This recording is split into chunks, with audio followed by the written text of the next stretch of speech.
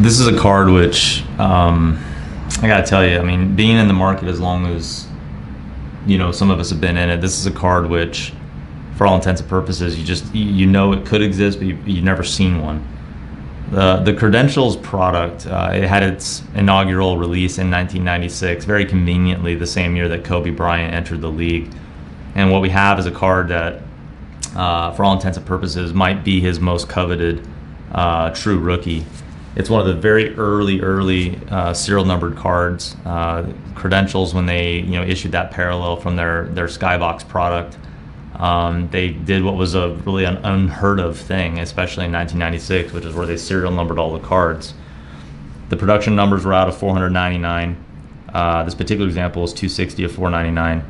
But obviously, what makes it so iconic in so many ways is just how unbelievably pervasive the serial number concept has become over time. And these are the issues that really were representing what would be the future of trading cards in many ways. There's only 4 PSA 10s in the world of this card. We've never seen one before. This is the first time that we've had a chance of handling one. It's a museum piece. It's a card which, for all intents and purposes, it really transcends traditional investment opportunity. You can definitely assimilate this towards other iconic issues like the PMGs, which are issued the following year. But even the PMGs, they're not a rookie card. This is the rookie card for Kobe, and I think many people would agree it's probably his most coveted. The superlatives are many, but beyond that, the reason why this card, addition from just only having 500 copies made, is so scarce and high grade is the condition qualities are just immeasurably high. We have production techniques which were this very elaborate foil production around the outside perimeter. It has a texture to it.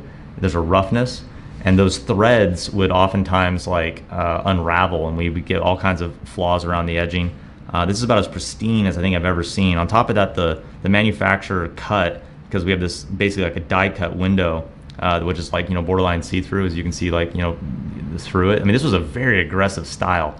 The Kobe figure is die cut around the middle of it, and then you have this window, and the whole thing was put together. And then when they cut it, the manufacturer, oftentimes these weren't cut straight, so you're wildly weird, both centering and just overall shape. I mean, rarely were these cards even fully square.